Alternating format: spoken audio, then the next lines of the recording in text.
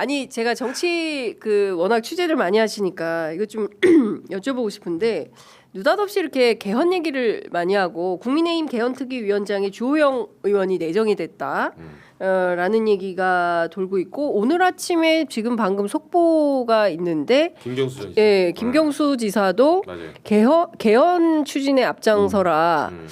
뭐 개헌을 논의할 때가 아니다. 근데 지금은 사실 내란을 종식할 때인데 그렇죠. 개헌을 할 때가 아니라 왜 이럴까요? 근데 김경수 전 지사는 제가 이제 민주당 취재해 보니까 결론부터 말하면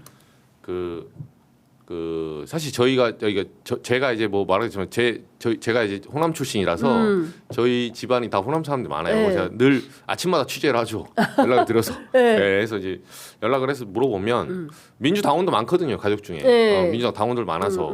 그래서 이제 여쭤보고 뭐 큰 집하고 이렇게 설에 돌려보면 무슨 말이 나오냐면 한마디로 이런 얘기 하더라고요.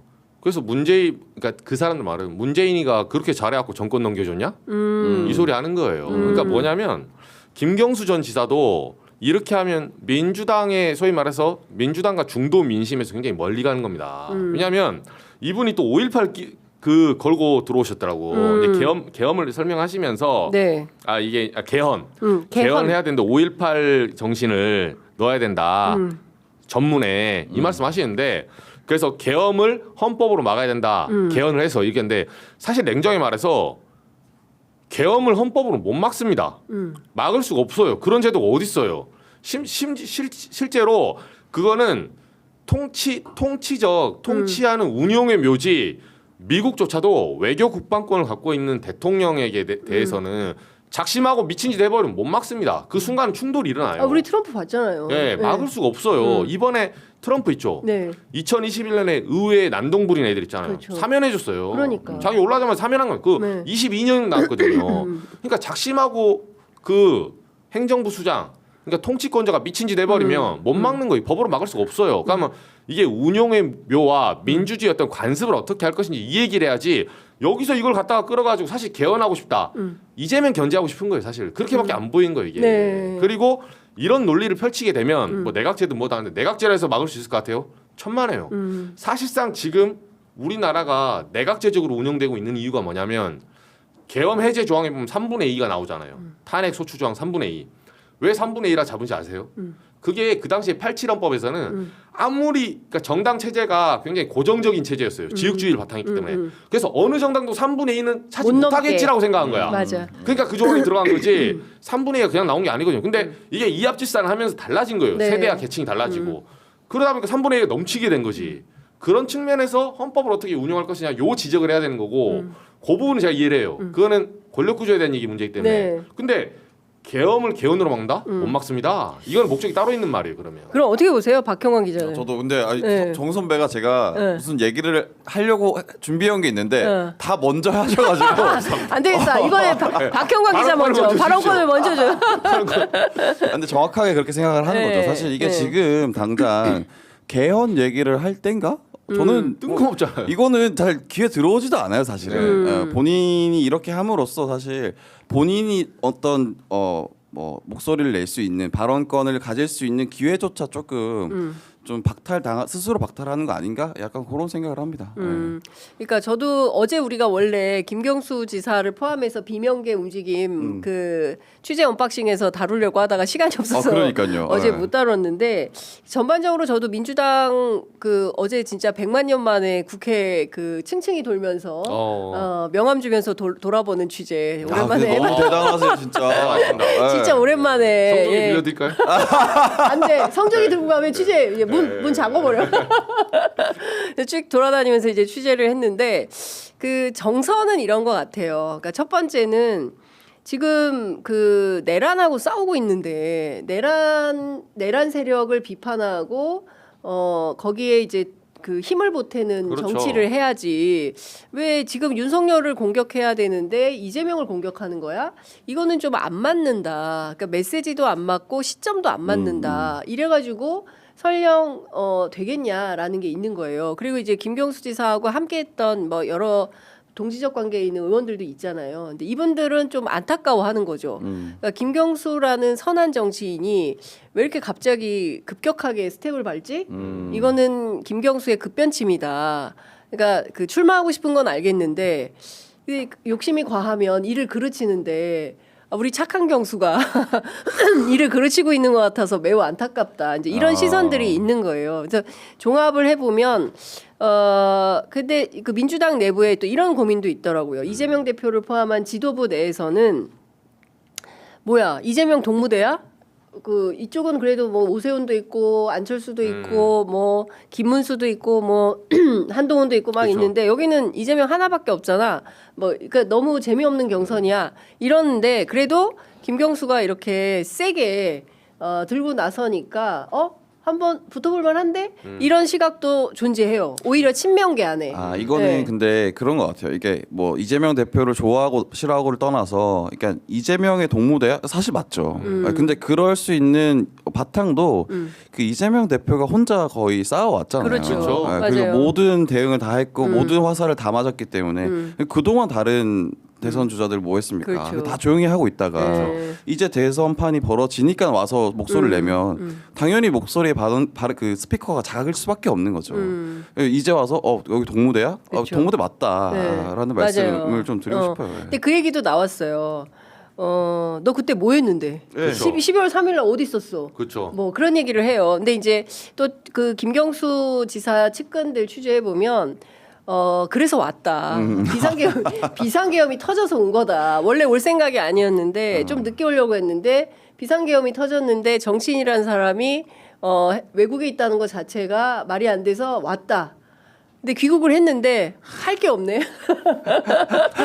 할 거는 이재명 뜻 이게 네, 밖에 없다. 왜 할 게 없냐? 이재명 견제하고 때리기밖에 없는 거죠. 그거는 근데 말이 안 된다. 실제로 집회도 나가고 집회도 나갔어. 근데 눈에 안 띄어. 대표님기도 하고 그러는데, 그러니까 뭐 이제 눈에 띄는 정치 행위를 했어야 됐죠. 그래서 제가 그 얘기도 했어요.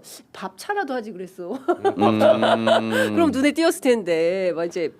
우스개로 그런 얘기도 했는데 어쨌든 제가 보기에는 그 상보적 관계가 될 수도 있겠다. 근데 제가 취재해 보니까 임종석 실장도 김경수 지사도 김동연 지사도 다 출마 의지가 있는 것 같아요. 그래서 경선은 그 국민의힘만큼 화려하게 펼쳐질 것 같다. 그런데 이제 경선이 끝난 다음에 어떻게 팀플을 할 거냐, 이제 거기에서 지혜를 내야 될 것 같다라는 얘기가 좀 나오고 있고요. 이재명 대표가 굉장히 적극적이래요. 그래서 당내에 그런 얘기를 내렸다고 하더라고요.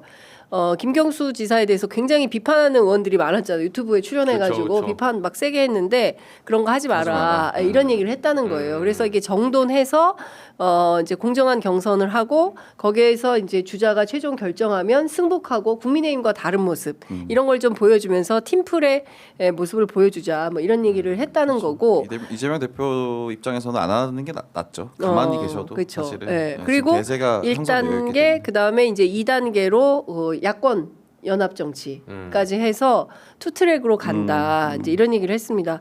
취재는 되게 많이 했는데 정리하려니까 아유. 글로 정리를 해야 되는데 이게 입으로 정리를 하니까 어렵네. 근데 제가 취재한 건 뭐냐면 네. 저는 이제 의원들 포함해서 이제 호남 민심 위주로 호남 민주당 많으니까 조금 여기저기 얘기도 해봤고 네. 친한 지인들 물어봤거든요. 근데 당장 이 말 나와요. 그러니까 지금 김경수 전 지사든 뭐 예를 들면 김부겸 정촌이든 민주주의에서 선출직에 자유롭게 누구나 출마하고 경쟁하는 건 막지 않습니다. 당연히 좋죠. 네. 근데 조건이 있어요. 상향 경쟁을 해야 돼요. 그러니까 이 사람들이 출마하는 건 자유고 자기가 의견을 표명하는 것도 자기 자유예요. 막지 않을게요. 근데 네. 왜 동의를 못 받냐면 아까 말했지만 무슨 개헌 국민 불안을 해소하기 위해서 개헌 추진에 앞장서 달라. 이게 지금 말이 되는 소리라는 거예요. 국민 불안을 해소하기 위해서 빨리 탄핵을 정리하고 그렇지. 내란제를 내란으로 종식시켜야 되는 거예요. 개헌이 아니에요. 개헌은 무슨 뜬금없는 소리 합니까 지금. 아직도 윤석열은 저렇게 말도 안 되는 경강부의 논리를 쓰고 있는데 네. 그리고 부산역 앞에 엊그제 뭐 저기 전환길 강사랑 세이브 코리아 와가지고 네. 극우파들 거기서 13,000명 모이니 몇 명 모이니 지금 아직도 반동을 하고 있잖아요. 그렇게 그렇죠. 극우파들 모여서 네. 이 판국에 무슨 이런 속편한 소리를 합니까? 그리고 저는 정치인은 기본적으로 쟁이에요, 쟁. 우리가 뭐 토론, 논쟁 하잖아요. 쟁은 네. 싸우는 거거든요. 쟁의 성격을 부인할 수가 없어요. 근데 중요한 거는 어느 지점에서 무엇을 갖고 싸우느냐. 김경수 전 지사가 진짜 싸우고 싶지 않아요? 그러면 부동산 정책과 한번 싸워보세요. 문재인 정부 때 부동산 값이 얼마나 올랐습니까? 네. 당장 그 말 나와요. 촛불 들고 박근혜 탄핵하려고 그렇게 했더니 죽 서서 개해줬다. 문재인 정부 들어와서 결과적으로 부동산 얼마나 올랐냐고요. 서울 중위가 아파트가 10억이에요 지금. 중위값이. 네. 그거 문재인 정부가 만든 거 아닙니까? 사과 한번 한 적 있어요? 자기가 책임 통과 한번 한 적 있어요? 뭐 억울하다고? 유동성이었다고? 그런 핑계가 무슨 필요? 그럼 윤석열도 할 말 많아요. 정치는 결과고 그 결과에 대해서 적어도 부동산 정책에 대해서는 서민 말살 정책을 썼기 때문에 결과적으로 네. 거기에도 책임 있는 말이라도 한마디 하고 나는 이런 대책을 쓰겠다. 이재명 후보와 혹시 후보가 된다면 이런 파트에서 조세 정책은 이렇게, 재산세는 이렇게, 대출 정책은 이렇게 여기서 경쟁을 한번 해보겠다. 네. 그래서 우리의 과거 그런 어떤 과오를 이렇게 씻어보겠다. 그때는 부족했다. 이렇게 들고 나와야지. 그거 들고 나와도 봐줄까 말까요, 사실은. 근데 개헌이 무슨 뚱딴지 같은 소리입니까? 그렇죠. 그러니까 좀 핀트가 많이 안 맞는다. 그 말을 해야지 박형광 기자 박수 치고 있어. 넉넉히 보게 되네요. 역시 이정주 정성대 연사에 말을. 대해서 막 박수 치고 있어. 이재명 선대위 같나요? 아니 근데 그러니까 이재명 그게 대표님 보고 계십니까? 보는 것 같아. 취재 편의점 뭐 보신다고 하더라고요. 근데 아니 그러니까 보든 말든 기자들이 현장을 뛰면서 민심을 취재하는 건데 이정주 기자가 말하는 바로 이 얘기가 민심인 거죠. 그렇죠. 그러니까 지금 정치에게 바라는 것은 느닷없이 12월 3일 날 멀쩡한 한밤에 계엄을 만난 거예요. 그래서 국민들이 벌벌 떨고 국회 앞으로 집결해서 장갑차를 맞고 뭐 계엄 해제 결의안을 통과시키려고 하는 국회의원들을 월담을 시켜서 넣어줬잖아요. 그렇게 해서 상황을 변경했기 때문에 우리가 오늘 이 아침에 이런 방송을 할 수 있는 것이지 그날 만약에 윤석열의 계엄이 성공했다고 한다면 그 다음부터 대한민국은 그냥 어둠 그 자체예요. 아찔합니다, 진짜. 그리고 올해가 또 을사년 아닙니까? 그렇죠. 120년 전에 우리가 나라를 뺏겼어요. 근데 처참했었죠. 그렇습니다. 그 처참한 역사가 120년 만에 다시 또 재개될 수 있었던 거다. 이 끔찍한 역사를 반복하지 않으려고 이제 악전고투를 이렇게 하고 있는 건데 이게 아직 안 끝났는데 그리고 경우에 따라서는 내전적 상황으로 갈 수 있는 길목에서 무슨 한가하게 개헌이냐. 아니 물론 개헌도 필요해요. 권력구조 개편도 필요하고 뭐 취재해 보면 뭐 가능성도 있다 이런 얘기 필요하다고 다 공감하지만 지금은 아니지 않냐. 지금 해야 될 것은 내란의 완전한 종식이다. 그렇죠. 우선순위가 있는 거예요. 그렇습니다. 모든 일에는 우선순위가 있는데 이거 착각하지 마라. 네. 착종시켜서 혼란사하면 안 된다. 그 다시 말하지만 싸우지 말라는 게 아니라 네. 경쟁은 해라, 경쟁. 상향 경쟁을 위해서 해라. 정말 민주당의 정신을 살리는 서민 정치를 위해서 싸우시라고요. 네. 개헌하고 서민 정치가 무슨 상관이 있습니까 지금? 우선순위 그렇습니다. 봤을 때. 예. 참 경우에 따라서는 정치권이 너무 자기들의 이해관계에 골몰하다 보니까 정작 현장의 목소리를 간과하는 것 같다. 지금 상황이 딱 그런 상황이 아닌가 싶습니다. 뭐 확실히 지금 대선판이 벌어지긴 벌어진 것 같아요. 네, 맞습니다. 오늘 그리고 재밌는 건 또 김문수 장관이 네. 국회에 왔어요. 네. 그래서 와가지고 뭐 이제 그 뭐죠? 아무튼 행사를 하고 그 기자들이 질문을 했습니다. 자기 출마 안 한다고 네, 그랬다면서요? 그 얘기를 하는 건 출마 안 한다는 얘기는 안 했고 아직 얘기할 때가 아니다. 도리가 아직, 아니다. 대통령에 대한 예의가 아니다 한다. 하고 이게 재밌어요. 네. 대통령에 대한 예의가 아니다라는 네. 이제 공식적인 발언을 한 뒤에 네. 이제 카메라 꺼지고 네. 기자들에게 하나하나 다 악수를 하며 전화 못 출마각인- 받아서 미안했다. 앞으로 잘 받겠다. 그 출마각인데. 그 정도로 얘기했다. 이미 선거운동을 하고 계시는 예, 거예요. 이미 시작했다. 그럼요. 예, 한 명도 놓치지 않고 다 악수를 한다는 것은 표 계산에 들어갔다. 그죠. 이렇게 봐야 될 것 같습니다. 아니 제가 왜냐면 네.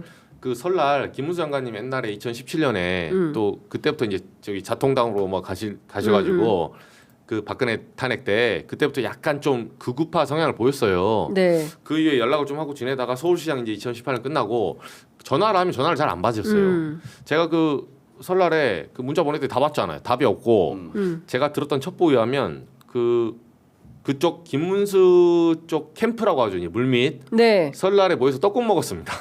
오, 네. 그렇구나. 네, 제가 참석자 한 명과 통화를 했는데 오. 오래요. 근데 그분은 김문수 원래 캠프 사람이 아니에요. 그러니까 네. 이쪽 국민의힘 진영에 있는 사람인데 네. 그 꽤 이제 네. 거기서 이제 조금 이제 영향력이 있는 사람이에요. 왔다 갔다. 그러니까 누구 밀지 모르겠지만 뭐 예를 들면 오세훈도 밀 수 있고 네. 왔다 갔다 하는 사람인데 이제 새 결집을 위해서 노동부 장관님 공간에 가서 설날에 떡국을 먹었다. 아, 설날에 떡국을 먹었다. 이제 선거 이미 시작했다. 물밑에서 이제 달리고 계시죠. 달리고 있다. 예. 자, 지금 오늘 굉장히 빅매치가 있는 날입니다. 국회에서는 현재 국정조사 진행 중이고 곽종근 사령관 나왔어요. 그래서 추미애 의원하고 지금 질의응답하고 있고 그리고 아시는 것처럼 헌법재판소 5차 변론 기일이 있습니다. 아마도 오늘 굉장히 많은 뉴스가 또 쏟아질 걸로 보이고 지금 이 순간도 뉴스가 많이 나오고 있는데 몇 가지 속보를 좀 전해드리고 11시가 넘어가지고 정리를 좀 해야 될 것 같은데 일단 민주당에서는 명태균, 김건희, 최상병 특검법을 재추진하기로 했습니다. 그리고 최상목 탄핵안도 이게 추진한다는 거죠.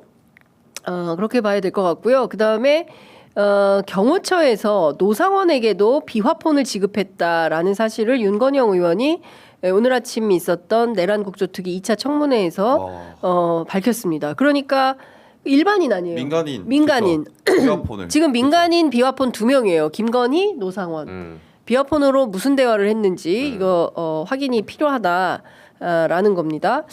그리고 박범계 의원이 명태균 씨를 접견했어요. 접견하고 왔는데 이 12.3 계엄에 대해서 물어보니까 명태균이 이렇게 얘기했대요. 황금폰에 쫄아가지고 한 거다. 이제 이런 얘기를 합니다. 그러니까 결국에는 박형광 때문에 계엄했나 봐. 명태균 게이트에 문을 열어가지고 쫄아가지고 계엄과 탄핵까지. 그러니까 계엄과 탄핵을 이끌고는 우리 민환 기자, 박형광 대단합니다. 아니 박 기자님 때문에 제가 이렇게 바빠요. 그냥 올해가 사실 비수기거든요. 그러니까, 올해가 비수기야. 선거에 조금 쉬려고 1년 했는데 내년부터 이제 선거잖아요. 그러니까. 내년에 지선. 내후년에 대선이니까 이걸 제가 2년 빨리 샀잖아요 지금. 그러니까 언급결에 진짜 기자들이 매년 선거를 하게 생겼다. 선거 보도하면 진짜 힘든데 여하튼 대선이라는 큰 판이 열리게 됐기 때문에 우리 또 용감한 기자들 두 분께서 다각도의 다양한 취재로 우리 애청자분들을 즐겁고 재미있게 사실 속으로 확확 넣어주시면 좋을 것 같습니다. 자, 오늘 두 분 말씀은 여기까지 듣도록 하겠습니다. 말씀 잘 들었습니다. 감사합니다. 고맙습니다. 고맙습니다.